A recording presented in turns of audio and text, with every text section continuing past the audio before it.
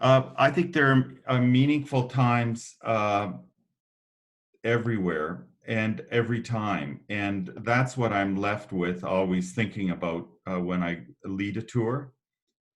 And there are three vignettes that I'll share with you that come out of this experience for me that capture some of that. There's a guy standing by a train track. It happens to be in Ukraine, and it happens to be the slide that's just disappeared. Um, and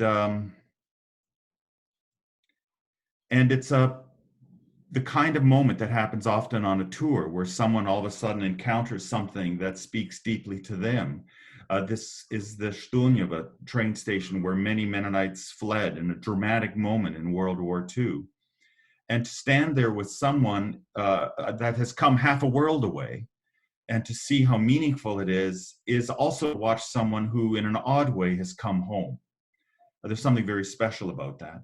The picture at the bottom is of Piskaryevskaya Cemetery. It's not my picture. It's taken during a feast day. Often there are very few people there and never any tourists, never any North Americans. But we go there all the time. And it's a place where 500,000 Leningraders lie buried. At the end, we walk very slowly. There's a poem that's written on that monument. It's a great monument to capture this sense of deep loss in that setting. Two moments from that last time I was there. One was a young Russian father who was there with his young son from Siberia, and they had gone there on pilgrimage. So I spoke with him. He was so moved that North Americans would come and try to understand their story. Why do you hate us? He said to me. Why do you North Americans hate us? And it was this really unique opportunity to have a conversation with him and then to share that with the group.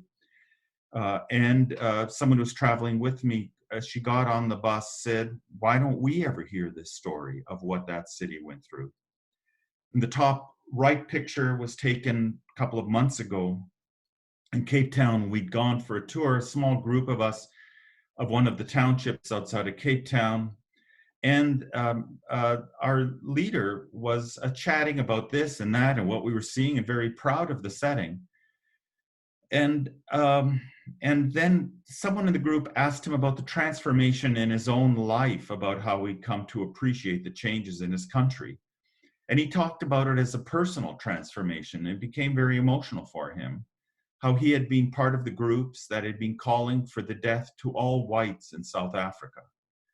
And he had in his own lifetime had gone from that to understanding that he needed to have that spirit of forgiveness, which quite frankly, Nelson Mandela modeled for all of us, if he was not going to be racked by anger and hatred himself.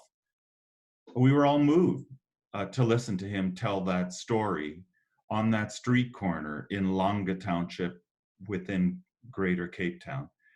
Those are moments that stand out for me in the same moving stories as Nelson and John, but they're part of every tour that I think TourMagination puts together.